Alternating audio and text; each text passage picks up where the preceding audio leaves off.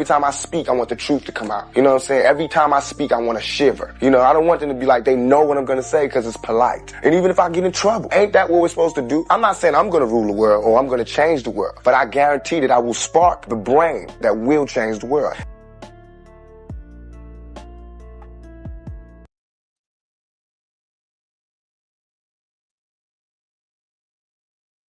What's up, good people? So last time around, I ended up having some technical difficulties while I was trying to run the screen share and all of that. There's also an important paradigm that I missed out on speaking about. If you've been watching the videos, you probably already have that concept down, but it's one thing that's so important and so relevant that I really want to make sure that I address it and I go back to it. So let me put this like this. I want to start by what a part of the premise is today. Have you ever had a woman that couldn't keep her hands off of you? I mean, attraction was clearly there. Like, you could go and get it anytime, any place.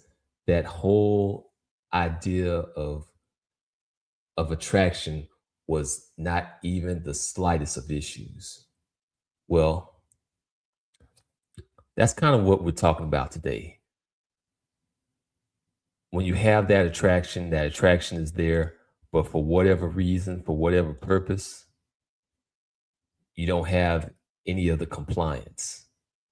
You don't have the rank. You don't have the recognition. It can be confusing, especially in that first phase, because while you're all coupled up and doing all the fun things and on that emotional high or on that physical high of all the things that high attraction brings, you can kind of lose sight of some of the other things that go on. And that's how we find ourselves in these contentious situations later on down the road. And it just becomes a really confusing, baffling matter that we don't often really discover and don't really come to terms with. In fact, when we really stop and think about it, it's not just the lack of compliance, it's outright contempt. But where does that contempt come from? What does that contempt mean? Let me give it a few more minutes, see if we get some more people in here. Let me go ahead and address some of the stuff from last time around. So I had about a good 1/3 of the stream that ended up kind of petering off, going off into the off into the abyss. I saw that I had my picture still up and I was talking a little bit, but the videos that I was trying to play weren't going through. But we got those videos clipped up. We got them queued up. We're going to get to them this time around. And so this time, everything should run smooth. We have additionally some axioms that we may introduce if time allows. But for the most part, I want to stay on the concept at hand about attraction versus allegiance and how those two aren't the same thing. When you think about it, you would expect that attraction and all the things that come with it would naturally flow and join with allegiance, because you're both technically in a compromised position when you're in bed, when you're alone, when you're asleep, when you're with somebody and nobody else is there. But that doesn't always occur. They don't always go together. So let's go ahead and get to some of these things. I think maybe we might go ahead and show one of the videos. We'll show one of the videos and let me know what you think after that.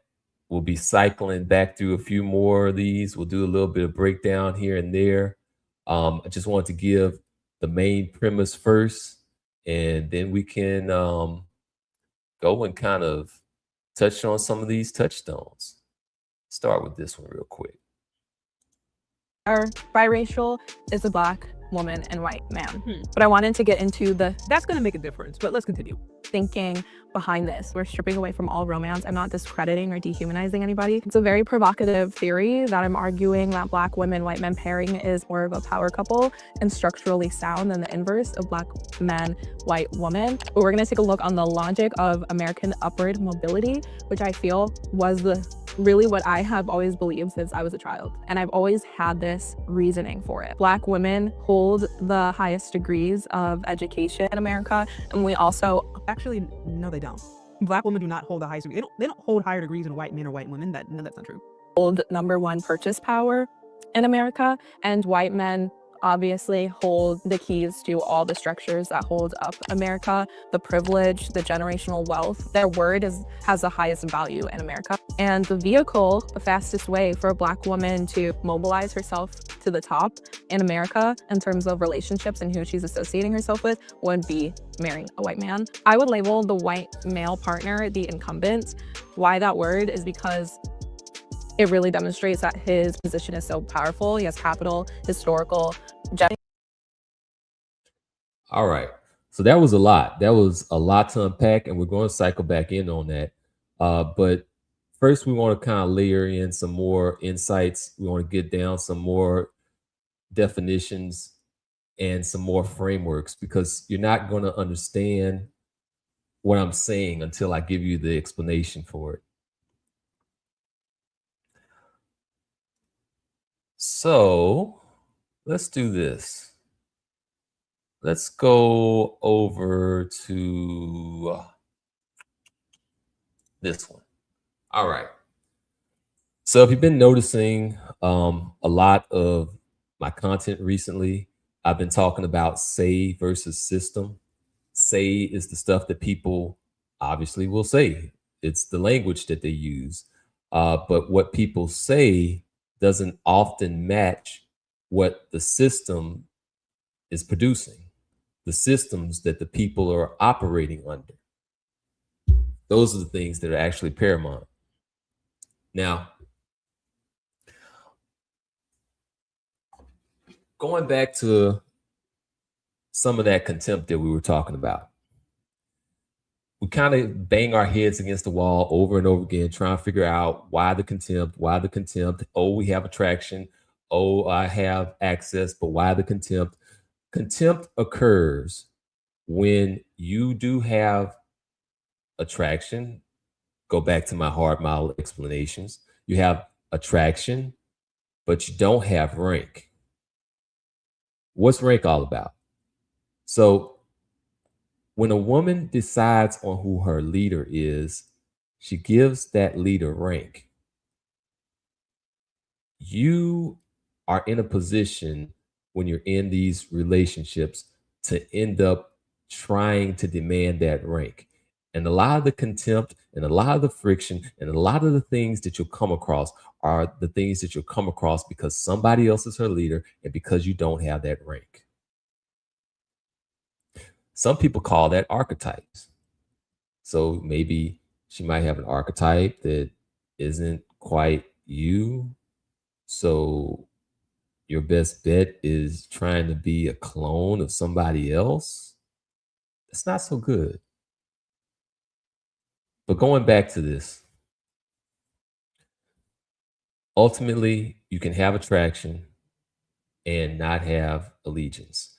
You can have attraction and not have leadership. You can have attraction and not have rank. You can have attraction and not have softness. Attraction is just one thing. And a lot of things that we'll get confused about and a lot of things that we'll get messed up about go back to this effort. We're basically taught that meritocracy is the way to go, that we have a meritocratic system, and that if you work hard, you get your skills up, you get your different accolades, you get your rank, and you get your rewards from that. But those are the things that you get in a meritocratic system. Not every system is a meritocratic system. And we've seen that as Black Americans in America, we are familiar with that. We know the difference between pure merit and a system that is based on privileges and discrimination and personal preferences and all of these other subjective things. Now, imagine what happens when you're in a system that is entirely the opposite of meritocratic. You're dealing with relations with people. You're in a subjective system, not a meritocratic system.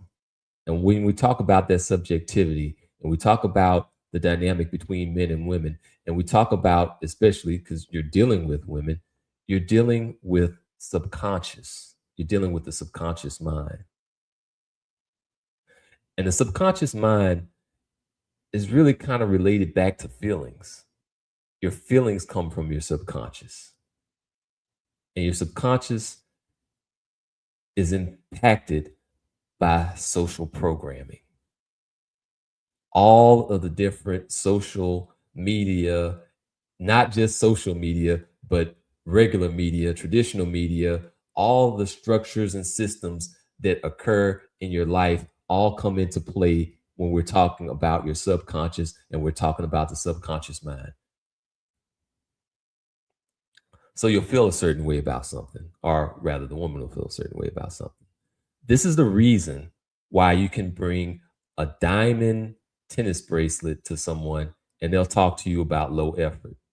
Meanwhile, another person can come up with a stick of chewing gum and, oh, that's so thoughtful.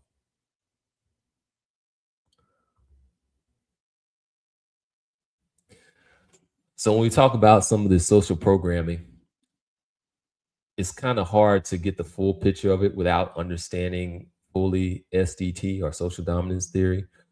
We have these things called hierarchy legitimizing myths. And that's a lot of what we end up trying to fight in our space over here with productive, positive Black men. We try to actually deal with the Black male image and giving an accurate picture of it to the extent that we can. And there's always pushback when we're when we're acting against the hierarchical structure. I think it's best to just give an example of that. Let's go to another clip.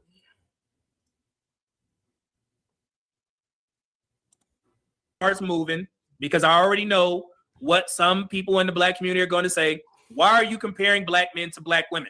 Why are you competing with Black women? I'm correcting a narrative. For years, if not decades, prominent voices in our community, influencers, media personalities, celebrities, and even highly educated and financially successful people have pushed the idea that Black women out-earn Black men. All right. So there's two things going on here. On the one hand, and shout out to Media Man, and also fair use. On the one hand, we have hierarchy legitimizing myths being addressed here. Hierarchy legitimizing myths that were internalized within the Black community and amongst Black people, particularly Black women. So before we could even get around to addressing that, we end up with all of this pushback. I'm talking about before we could even say, hey, actually, we're doing better. Actually, we're not at the bottom. Actually, we are middle class. Before we could even take credit for the hard work that we've been doing, we end up having to deal with this absurd amount of pushback from our own community, particularly from the women. It's basically, we're trying to fix our image, and we've been getting basically kicked around with our image and having our image smeared. And instead of letting us get back on our feet, and instead of letting us do something about it, we have this push to take it. And by the way, the lady that's supposed to be standing next to you is going to kick you too. That's a magnificent betrayal. But that's the thing that we deal with on a daily basis, like all the time.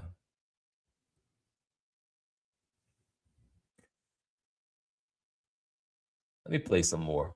Oh, and yeah, he's absolutely right. We are in basically the middle. Like the difference between black men and white men is about like $10,000 difference. You go and you look at the other demographics: black women, Latino women, Latino men. We're above all of that in our annual earnings, so we're pretty much firmly in the middle. Let's play. He should mirror. But, and I say but, when you have a community hell-bent on believing false narratives about black men, it's damn near impossible to partner with the majority of black women who lead the disdain for black men train. All right. So this is where I want to kind of bifurcate and separate what we're talking about. There's people in the community that honestly have good intentions, but really believe all the hierarchy legitimizing myths. Backtracking a little bit, because I know not many of you have probably read the book.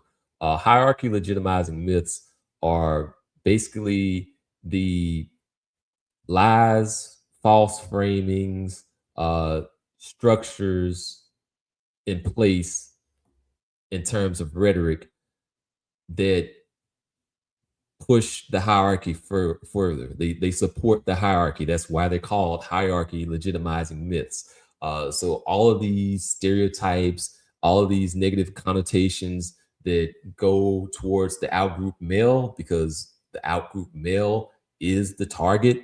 You know, that's that subordinate male target hypothesis actually is accurate. Like we've seen that for thousands of years now. Like thousands of years of human history has borne this out. This isn't based off of just a fun little thought experiment that we have in our heads or in a lab or something like that. This is something that's real in human history.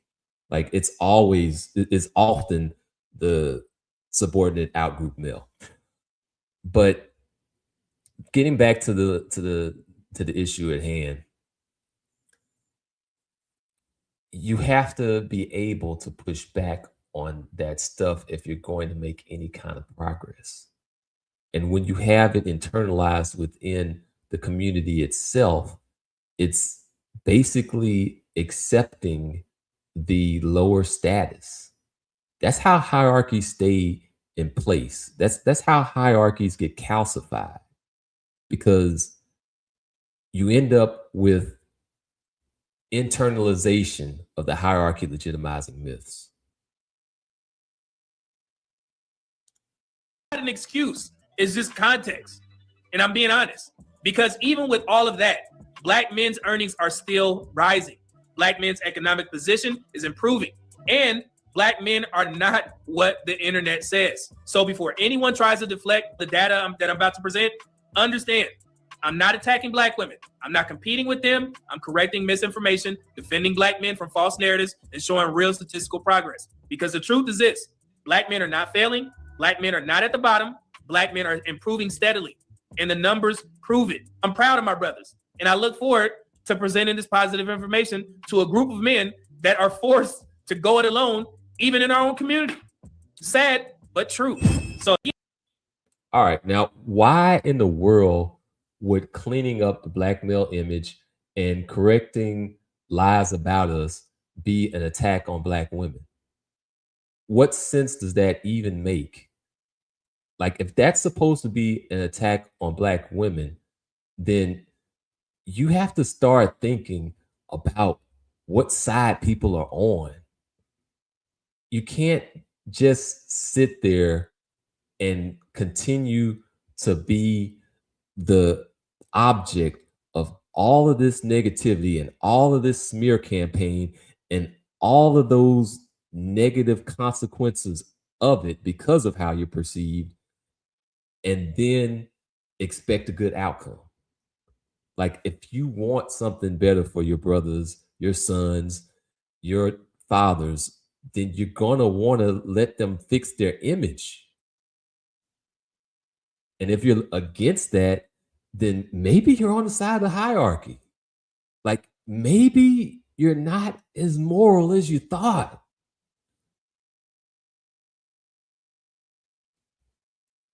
And go ahead and play this one. Right here, let's explain that. So black men, again, we earn $54,028 for the whole year. Shout out to y'all, man. And then so for black women, for the first quarter, black women started off very strong. All right. So this is just all coming from the BLS, Bureau of Labor Statistics. You can go and check that out on your own time and all of that. It's just kind of just hammering home what we discussed earlier. It's not like in the original video, he goes through the whole line of reasoning and all of the different celebrities and media personalities and everybody else that spread the same hierarchy legitimizing myths, and even coming from our community. Like, it's mind-blowing, it's mind-bending. But yeah, it comes from inside. The call comes from inside the house sometimes. We've been so concentrated with all of these stereotypes that for a lot of us it's been internalized. But just debunking a little bit of it, not all of it, because there's so very much of it, but just a little tiny piece of it gets all kinds of pushback.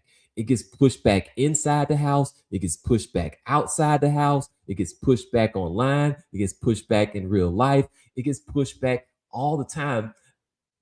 And we got to come to the realization that some of the people really actually want to believe the myths. They honestly want to side with whoever they feel is the winning side. They want to side with the hierarchy, with the racial hierarchy. They're not on the team. That's where we're talking about allegiance. Like, you don't have allegiance. You might have the veneer of allegiance. You might have the same color. You might have some slogans and some propaganda, but you don't have allegiance, though. When you hear women refer to men as N-words, yeah, pass.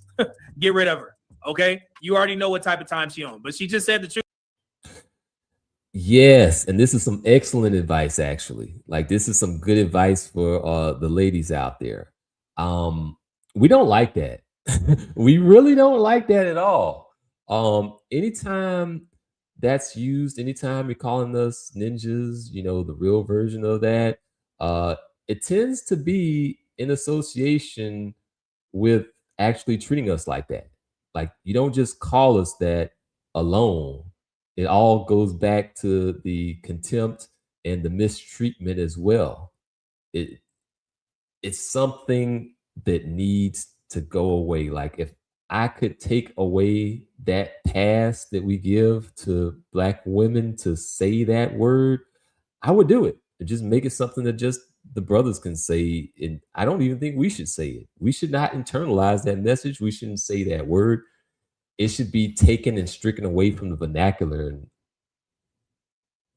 in all facets, except for when we're trying to explain how people are treating us. That might be one and only exception. All right.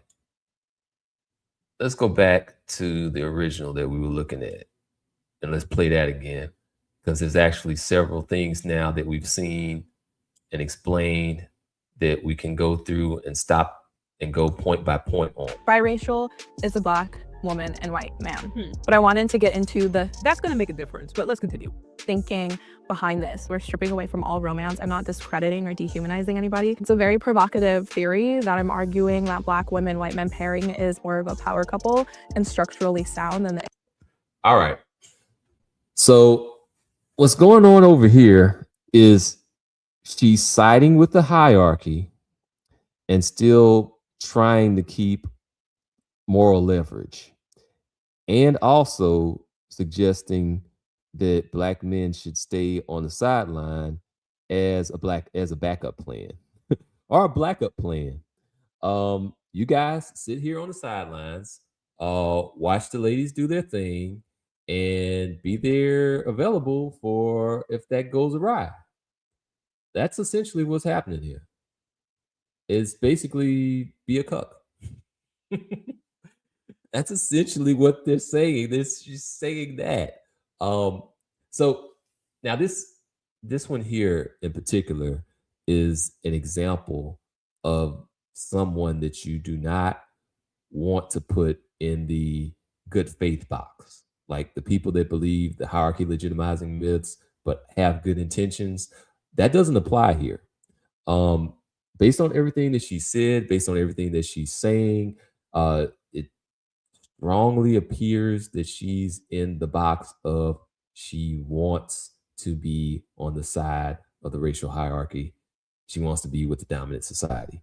You cannot try to build community or a family or a relationship with somebody else that sees an antagonistic hierarchy that is against your interests as her leader. Because you're not. Like, you're not her leader. But the hierarchy that is antagonistic to you is her leader. You're going to have nothing but contempt. Inverse of Black man, white woman. But we're going to take a look on the logic of American upward mobility, which I feel was really what I have always believed since I was a child. And I've always had this reasoning for it. Black women hold the highest degrees of education in America. And we also Actually, Yeah, she got right on it. She's like, nah, that's not true. Not only is it not true, but it's also an exaggeration. It's like about maybe like a 6% difference from the bachelors between Black men and Black women. Also, Black men have more STEM degrees. So it's not like we're doing underwater basket weaving degrees. We're doing degrees that have some substance to them. We're not just going to college just to do it. The other side to it is that whole idea of income, because we brought that up earlier. That's why I played that thing, because she's using the degrees as a proxy for income earnings. And that's a misnomer, because actually Black men make more. We also work more hours, actually. We work a lot of hours, and that's how we get a part of how we get to that. But there's a whole lot there where she's basically pushing and propagating hierarchy legitimizing myths. The reason that that's dangerous is because now, since she's going to be saying that, and you see somebody with Black skin pushing a hierarchy legitimizing myth, then more Black women are going to believe it. So now you're going to have an even harder time trying to explain to the ones that are actually acting in good faith that these paradigms that they believe in are false. Let's play some more. no, they don't. Black women do not hold the highest degree. They don't hold higher degrees than white men or white women. That's not true. hold #1 purchase power in America, and white men Okay, let me stop there with that one again. That whole purchase power thing. Like when you say purchase power, you have to look at that with a bit of nuance, because purchase power could be like, I have this credit card and I'm running up this great big old debt with this credit card, and that would still be purchasing power. And we do know that, yeah, they do have a heck of a lot of debt there. And compared to Black men, they do have more debt than we do. So, yeah, that isn't exactly the flex that she thinks it is. obviously hold the keys to all the structures that hold up America, the privilege, the generational wealth, their work. All right. This is like pure, unadulterated, Captain Obvious silliness going on here. Like, if you had over a century of slavery, followed by the Jim Crow era and convict leasing, debt peonage, Jim Crow, redlining, systematic denial of loans, backroom deals where you ended up with people getting their tax sales, having their farmland taken away, and it to the cost of billions and billions of dollars to the Black community. And you're sitting in here like, oh, I don't know what happened. They just have so much more over there. Let's go over there. Like, this is so disingenuous to not actually think about and talk about where all that comes from. It has the highest value in America. And the vehicle, the fastest way for a Black woman to mobilize herself to the top in America in terms of relationships and who she's associating herself with would be marrying a white man. Now let me say some more, because this systematic denial of loans and shenanigans hasn't actually ended entirely. Like, we still see from time to time where we'll have certain bank and financial institutions that get jammed up on their discrimination with loans. Like recently, like really recently, like within the last few 10 to 5 years. I would label the white male partner the incumbent. Why that word is because it really demonstrates that his position is so powerful. He has capital, historical. That's so silly. Okay. Go ahead and call him incumbent. Like, incumbent is basically like that term that we typically associate with politics. Like, okay, the incumbent governor or the incumbent senator or the incumbent president or something like that. And it's, the more she talks, the more it sounds like, yeah, she's down with the hierarchy, with the racial hierarchy, and she's rolling with it. That she's coming from. Let's continue. The money, the assets, the equity, the numbers are undeniable. White households hold 84.2% of all wealth in America. The median. And there's a reason for that. There's history behind that.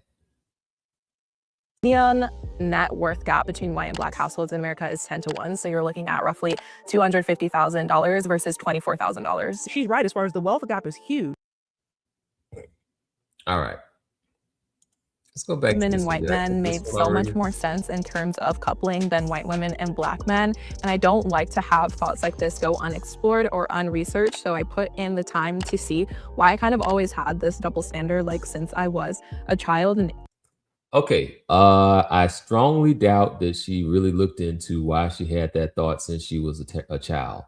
Like, the reason that she had that thought since she was a child was because she was socially programmed.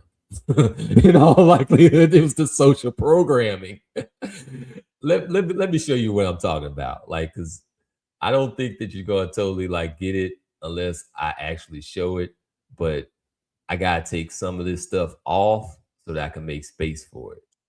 So just kind of bear with me for a moment. Let me see if I can remove this one, and then we'll go ahead and find that other clip so that I could show you what I'm talking about. I think if I go and I click this, go there, and right here. Yeah, this one looks good. Let's do this one. Let's see if that came up. That TikTok really makes me want to do. I want a white boyfriend. I really do. Y'all just see.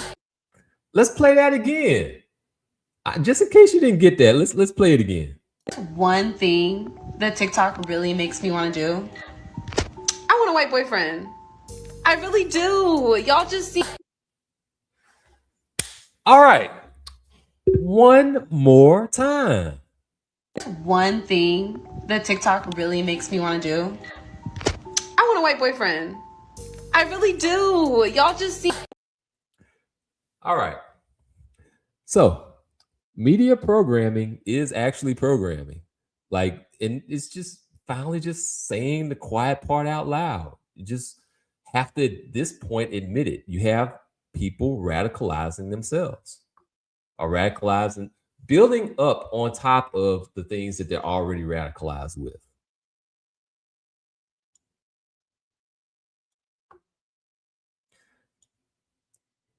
Let's go back to one of my videos because we need to kind of tie this stuff together. And they benefit whiteness. If I see a black man with a white woman, I'm like, that's that deep ass self-hate, my nigga. You need to do something about that, right? Flip that same coin. I see my sister with a man, I'm gonna say, girl, go where you loved. So I get that. And I can honestly say that's a bias. I probably need to check. Do I plan on checking today? Hell no. You need to. Do I plan on checking in 10 years? Probably hell no. I don't give a damn. What do you think about interrelationships? It's okay for like a black girl to mess with a white guy, but not the same thing for a black guy to mess with a white girl. Hey, how do you feel about interrelationships? White women, if they date a black man, dead wrong. But if a black woman found her a rich white man, right on, sister. Like that. Because people are definitely coming for me in the comments, but I stand by it. I love my interracial couples, but only when the girl is black. I didn't make the rules. Like, I just happen to be the one saying it, and it is what it is. And yeah, but yeah, you know what I mean? You know the vibe.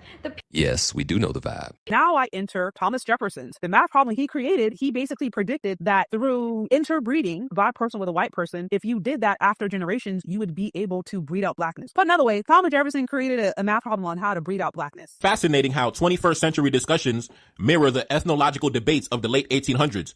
Evolutionary theorists like Lester Ward argue that blacks could achieve racial advancement through interracial union, specifically between white men and black women, but black men and white women would lead to devolution, right? Now we're going to get into the anthropological and the historical and the cultural element of this conversation. What is the roots of this mentality, right? Where does it find its roots? Because this is not something organic to black women. Black women did not come up with this mentality. This was given to them and reinforced to them by society, and now they're simply just regurgitating it now without the white supremacists having to actually put it in literature and force it and beat it into them. Now they just go around evangelizing the gospel of the white supremacists of the 19th century, right? Social dominance theory predicts this exactly.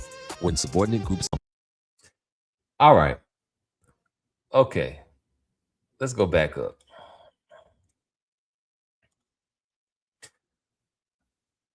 So you heard that out of that lady's mouth. She didn't make up the rules.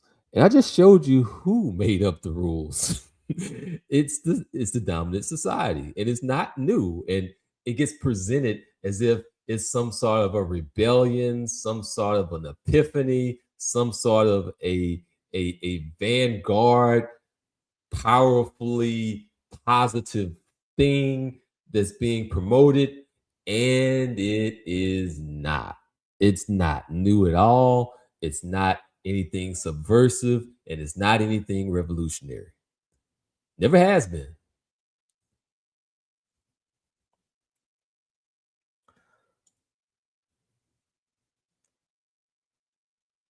Let me see if I can get a few more things in here.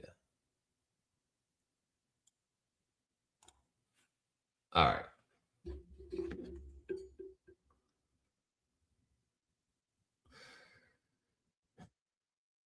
A lot of what we end up dealing with is like this whole idea of projection and cope. Like we'll have all of these different accusations of colorism, featureism, texturism that end up being lobbied at us as black men that don't apply to us whatsoever. They actually kind of, oh, hey, what's up, Sick Diggy? How's it going, man? Hope you're doing well.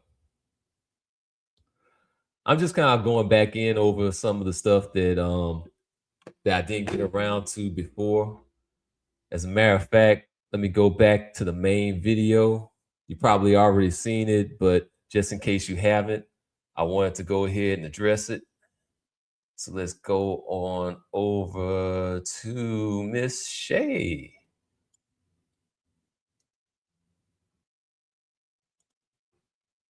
Just able to fathom race in America. I want to preface that this is very, very specific to America. I've always thought that black women and white men made so much more sense in terms of coupling than white women and black men. And I don't like to have thoughts like this go unexplored or unresearched. So I put in the time to see why I kind of always had this double standard, like since I was a child and just able to. She really didn't do that. Like she's saying she did that, but she really didn't do that. If she did, she would have ended up going through social dominance theory. She would have ended up going through hierarchical legitimizing myths. She would have ended up going through stereotypes. She would have gone through a whole lot. She would have gone through indoctrination and media presentation. She would have gone through all of those other things other than what she ends up presenting here. To fathom race in America, I want to preface that this is very, very specific to American culture, and that race consciousness is inseparable from our daily. Biracial is a Black woman and white man. But I wanted to get into that's going to make a difference, but let's continue. Thinking behind this. So she was just saying that the couplings in her family are Black woman, white man. And so basically she's saying that there's a bunch of squirrelers on her side. Stripping away from all romance. I'm not discrediting or dehumanizing anybody. It's a very provocative theory that I'm arguing that Black women, white men pairing is more of a power couple and structurally sound than the inverse of Black men. There's nothing provocative about it. Like, that's basically what the hierarchy has been pushing for years. It's in no way novel. This has been going on for this has been going on for centuries. And white woman, but we're going to take a look on the logic of American upward mobility, which I feel was really what I have always believed since I was a child, and I've always had this reasoning for it. Black women hold the highest degrees of education in America, and we also actually no, they don't. Shout out to Shay for immediately stopping and mentioning that. Like, no, they don't. On top of that, the difference between Black men and Black women is only about like 6 or 7%. It's low. It's not a big difference. On top of that, we have more STEM degrees. So we're not doing just college just for the sake of college. We're not just doing just general studies type of stuff. We're not doing the art of weaving a basket on top of a roof while running and doing a hula hoop. Like, we're doing something with the degrees when we go there. Black women do not hold the highest degree. They don't hold higher degrees than white men or white women. That's not true. Hold #1 purchase power in America. And once again, like, you gotta look at these things like these false framings, like purchasing power. Like, purchasing power could just very well mean that, okay, I have this credit card and let me run this credit card up. Let me get all of this debt and all of these loans, and then that's called purchasing power. Just because you make more purchases and just because you have more debt doesn't make you more financially viable. And white men obviously hold the keys to all the structures that hold up America, the privilege, the generational wealth. Their word has the highest value in America. That's the part that I ended up wanting to talk about. So obviously there was a lot there, but that part where she said their word means more.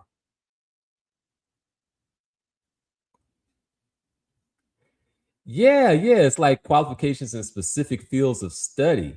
Like, so when we're into the STEM, like the STEM fields, we're talking about science, technology, engineering. When we're talking about when we're talking about like general studies, like, that's not even a particular field of study. And there's all these other different, and I don't want to like totally like diss on the soft sciences entirely, but there are career fields that end up leading to not the best job prospects. But getting back to what she was just saying about the word, like, the word of a white man means more. Like, this is why that term, accept no reachbacks, actually has some merit to it. Because if you're dealing with a woman that sees the dominant society's word above your own, that's her leader. She's basically telling you that if you do accept her coming back into the community and coming back to you and then becoming like your woman, she's going to be a woman that you might have attraction with, possibly, potentially, but you don't have allegiance with. Like, her allegiance is to somebody else. to something else, really to racial hierarchy rather than a particular white man himself. But it's still antagonistic to you. Like, you're going to have conflict. You're supposed to have conflict. You're going to have so much wasted effort that you end up taking and shaving off years of your productive life. And for what? Like that's time that you won't be able to use on projects to move yourself forward, to move your family forward, to move your community forward.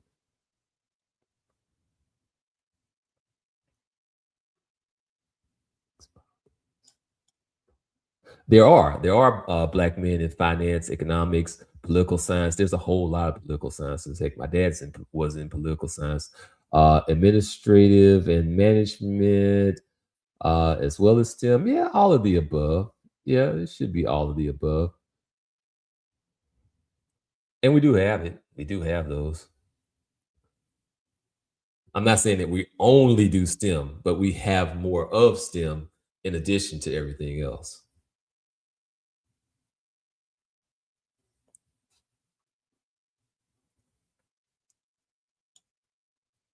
Let me go over to, in case you didn't see this one, probably didn't see this one.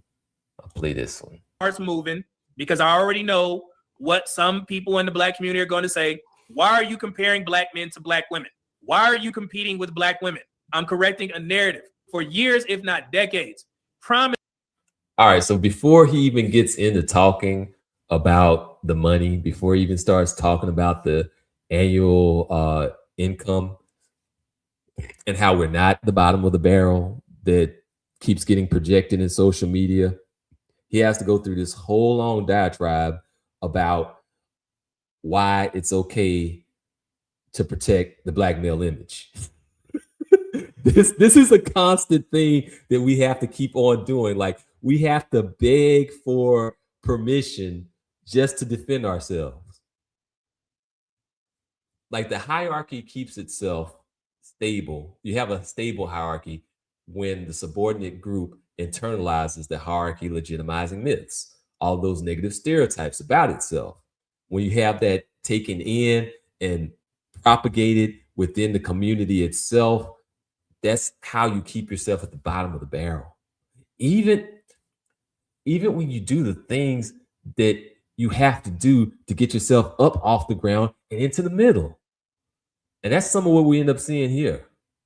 And this doesn't just occur like online. This occurs in private discussions. This occurs in the households. This, like, anytime you push back on your image being smeared, it has to be some kind of a friction and some kind of a conflict.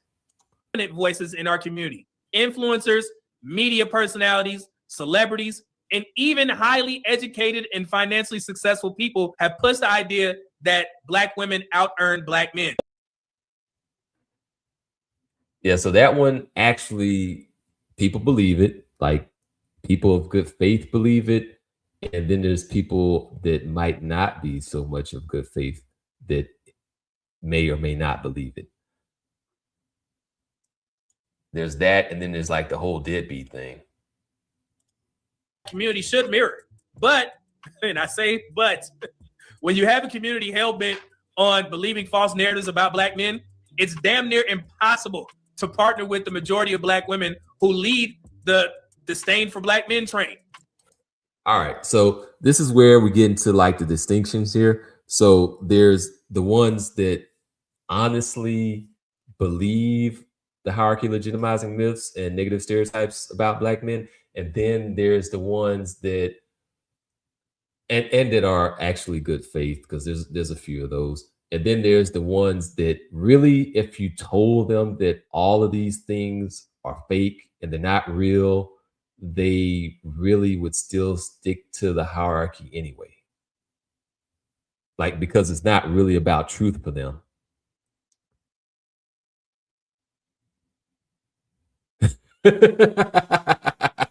Yeah. Who's gonna let the truth get in the way of a convincing narrative? A convenient narrative. It's something that the Black community should mirror. But, and I say but, when you have a community hell-bent on believing false narratives about Black men, it's damn near impossible to partner with the majority of Black women who lead the disdain for Black men train. And so here's the thing, like, people are actually influenced by what they come across in social media. Like, let me play this. The TikTok really makes me want to do. I want a white boyfriend. I really do. Y'all just see. Let me play that again because it went so fast. One thing the TikTok really makes me want to do. I want a white boyfriend. I really do. Y'all just see. Yeah, convenient and convincing and convenient narrative. Like, yeah, so this stuff goes out. It has an impact. Some of the times it's people of good faith. Some of the times it's people that really want to jump the fence anyway. They just want to kind of like go with whoever's on the winning side or who they perceive as who's on the winning side. And then you have those women like the one I played earlier that ends up taking it to that next step, that ends up saying, okay, well, the word of a non-melanated man means more than the word of a Black man. And also, this is another thing. When you hear women refer to men as N-words, yeah, pass. Get rid of her. Okay, you already know what type of time she on, but she just said the truth. Let me play it again. See, I told y'all when you hear women refer to men as N-words, yeah, pass. Get rid of her. Okay, you already know what type of time she on, but she just said the truth. That's true, because not only do they end up calling us that, they end up treating us like that. It's really a slur that's primarily directed at us, and it's either said in a negative context, or it's said in a context where it's ownership. It's either I own you or you are this thing. Like it's not actually a term of endearment when they use it most of the time. Like rarely a term of endearment. Let me see if, I guess now I could probably add one more video. Probably take some of this stuff off. Maybe one or two of these things off. Did I play this one? That she's coming from. Let's continue. The money, the assets, the equity, the numbers are undeniable. White households hold 84.2% of all wealth in America. The median net worth gap between white and Black households in America is 10 to 1. So you're looking at roughly $250,000 versus. All right, let's kind of go back and deal with this. There's reasons why that happened. Like you had centuries of slavery. You had the Jim Crow era, and we just can't say Jim Crow and just leave it at that. We got to actually explain what that means. We're talking about debt peonage. We're talking about convict leasing. We're talking about the systematic denial of loans. We're talking about and these are things that have been documented. These are things that have had like legal cases around, like that whole thing about the systemic denial of loans. That goes back to like as early as like 5 to 10 years ago. Like we still have like big major financial institutions doing that type of stuff. And then on top of that, there was like the farmland and all those farm loans. And the way that farming works is just all centered around loans on the front end and then a harvest on the back end. And then when those with the little committees, the little regional committees would meet and would deny Black people loans, it would have a devastating effect to the tune of like several billions of dollars taken in land and property taken away out of the community. And then we're not even talking about like shady tax deals where successorship was in dispute and they were trying to figure out like who owns what and which family member owns it. And then while all that's getting sorted out, before that could even get sorted out, the land gets yanked away by the state. Like all of those different things happen. And then there was eminent domain as well, where he just kind of went and grabbed land for pennies on the dollar, saying, hey, there needs to be some infrastructure here, bifurcating communities. And then there's the destruction of towns and the destructions of communities like in Tulsa with Rose, and where we had Rosewood, we had we had just basically thing after thing after thing. And then we had times where we actually kind of tried to fight back. We had the Thibodeau uprising, which was kind of like based in some of the sharecropping stuff, where we said, okay, well, look, we're going to be on strike. We're going to try to get, out of this ridiculous debt trap. And then that ended up with people getting massacred. It ended up with Black people getting massacred just to try to live life without being effectively a slave. Like a slave, but without the legal definition of slave, being a debt slave. Oh yeah, and the GI Bill too. Like the list of horribles goes on for pages. It's long. So let's go to one of my other videos here. I think it might be this one. Supremacy, and they benefit whiteness. If I see a Black man with a white woman, I'm like, that's that deep ass self-hate, my nigga. You need to do something about that, right? Flip that same coin. I see my sister with a man, I'm gonna say girl, go where you loved. So I get that. And I can honestly say that's a bias I probably need to check. Do I plan on checking today? Hell no. You need to. Do I plan on checking in 10 years? Probably hell no. I don't give a damn. What do you think about interrelationships? It's okay for like a Black girl to mess with a white guy, but not the same thing for a Black guy to mess with a white girl. Hey, how do you feel about interrelationships? White women, if they date a Black man, dead wrong. But if a Black woman found her a rich white man, right on, sister. Like that. Because people are definitely coming for me in the comments, but I stand by it. I love my interracial couples, but only when the girl is Black. I didn't make the rules. Like, I just happen to be the one saying it, and it is what it is. And yeah, but yeah, you know what I mean? You know the vibe. Yes. And now we're going to get to who actually made the rules. We do know the vibe. Now I enter Thomas Jefferson's. The math problem he created, he basically predicted that through interbreeding, black person with a white person, if you did that after generations, you would be able to breed out blackness. Put another way, Thomas Jefferson created a math problem on how to breed out blackness. Fascinating how 21st century discussions mirror the ethnological debates of the late 1800s. Evolutionary theorists like Lester Ward argue that blacks could achieve racial advancement through interracial union, specifically between white men and black women, but black men and white women would lead to devolution, right? Now we're going to get into the anthropological and the historical and the cultural element of this conversation. What is the roots of this mentality, right? Where does it find its roots? Because this is not something organic to black women. Black women did not come up with this mentality. This was given to them and reinforced to them by society, and now they're simply just regurgitating it now without the white supremacists having to actually put it in literature and force it and beat it into them. Now they just go around evangelizing the gospel of the white supremacists of the 19th century, right? Social dominance theory predicts this exactly. When subordinate groups like with the wife videos have taught me, I can lower my standards looks wise for white men. Let me play it again. Like, I don't know if y'all caught that, but like the indoctrination is deep. It's heavy. Like, when's the last time that you heard a woman say that because of what she heard, she feels like she can happily lower her standards, not more effort, more work. Oh, this Cheesecake Factory thing is low effort. No, lower the standards.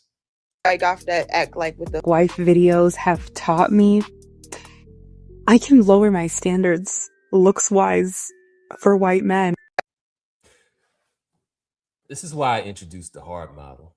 Because it's so confusing. It's like you can get attraction. You can get women in your bed. You can get somebody this got their hands all over you. But it's not the same thing as allegiance. It's not the same thing as rank. And all of that effort, you have to have this effort, and I'll do this and do that and do the other. Effort, this is not a meritocracy. Like, effort does not give you rank. It's a subjective system, not a meritocratic system. So when you're demanded to do all of that effort, all that does is expose your rank. It doesn't grant you rank.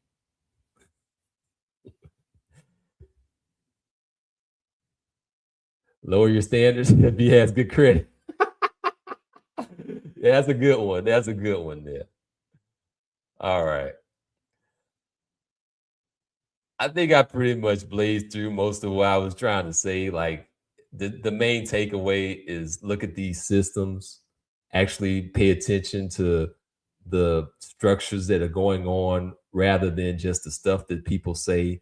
A lot of times the ladies they don't tell you that it's about your value and they don't value you enough. Therefore, you need to put in a whole bunch of effort for them to feel like them being with you is worth their time and etc. Blah blah blah. But somebody else would get all of that softness and more ease and less effort and all of that. They're just going to frame it as there's some standards that you're not meeting. There's just some effort that you're not doing. It's all the projection to move it away from the person that has the preference to you, the person that she doesn't value and was never going to value anyway, because you're not her leader.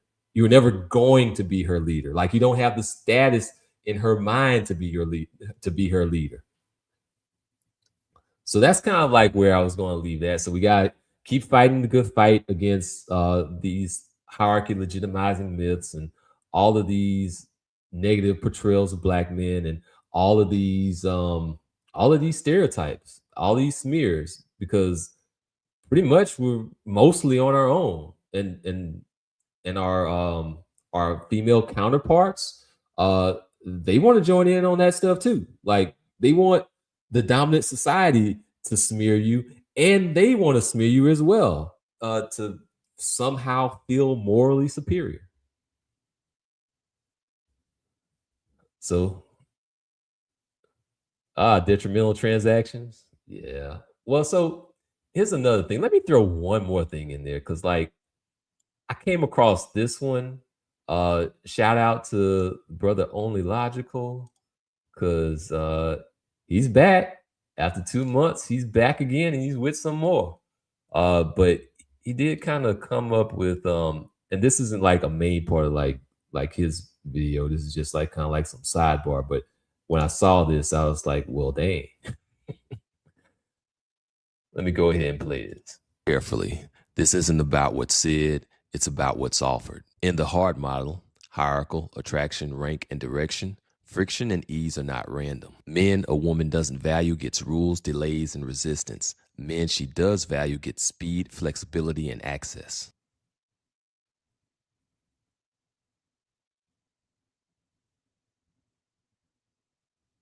Did you notice the subtext? Nothing had to be said. Ease of access was promoted. That's how hierarchy works. Access follows attraction, not effort. All right, now I haven't even put like this short together yet. I put like some music on the background and all that jazz to just kind of run through it. But y'all, you did. Were you able to read that? Like, this is like, you could think that it's subtle, but what's going on here is an advertisement. And it's basically equating a date to access for the man that has value. Like, so, okay, if you're the guy that she values, date equals box. Because she's talking about her box. Like, I can't make this stuff up. I can't make it up. And it's so ubiquitous. And it's not just social media. Like, you go and you have conversations with actual people in real life, and these are the type of things that are going on in real life.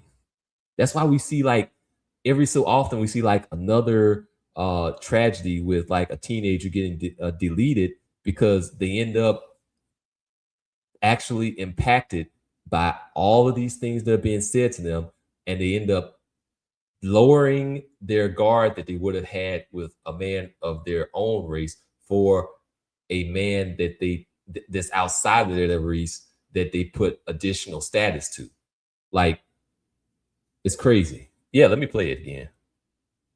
Watch this carefully. This isn't about what's said, it's about what's offered. In the hard model, hierarchical, attraction, rank, and direction, Friction and ease are not random. Men a woman doesn't value gets rules, delays, and resistance. Men she does value gets speed, flexibility, and access.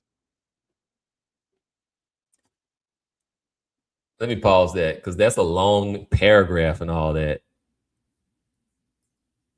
That's probably going to do good for my short, actually, because by the time people are like, what? Let me play that again so I can read that again.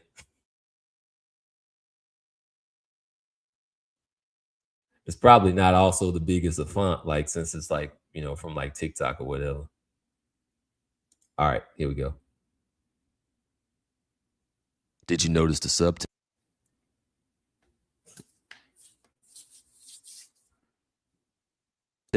Nothing had to be said. Ease of access was promoted. That's how hierarchy works. Access follows attraction, not effort. That's an advertisement.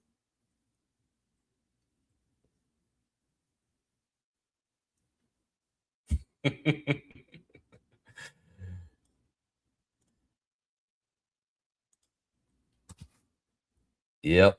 And like I said before last time around, like, don't go for the rank. I mean, don't go for the effort equaling rank idea.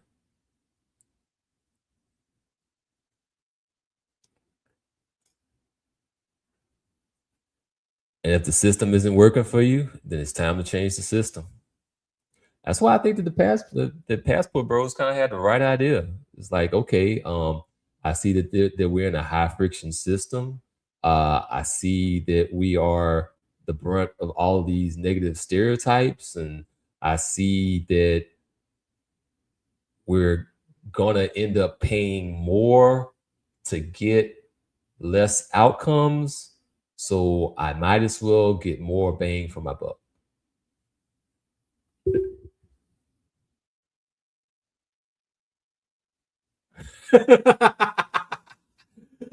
Oh shoot.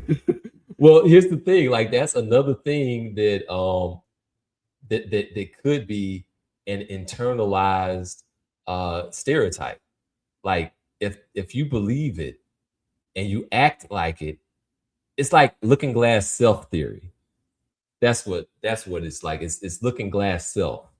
Like when society tells you that you are a dog, but you know that you're a human, but it says that you're a dog, then at some point in time, it's going to have an impact on your psyche where you're going to be like, dang, do I have floppy ears? Like, dang, am I actually a dog? Like, you'll see yourself differently. You end up kind of like projecting some of that back in on yourself. And thankfully, many of us Black men are fighting against that. We're like fighting against the negative portrayals and actually trying to project who we really are. That whole deadbeat dad trope, we've been trying to fight that. And sadly, like, those are the two. The money thing and the deadbeat dad trope thing are the two that still exist in many of the well-intentioned Black women that I end up talking to. Like, they actually believe that shit. Dang, I was trying so hard not to curse. I just couldn't do it. All right. Well, I'll catch y'all next time. I'm getting hopefully a little bit better at using StreamYards. It's not really my main thing. I'm just kind of more of like a run and gun, grab the phone, walk on Bourbon Street, walk and talk type guy. But I'm gonna try to do a little bit more and get more of that in there. But thank you for joining, and I'll catch you next time. Peace.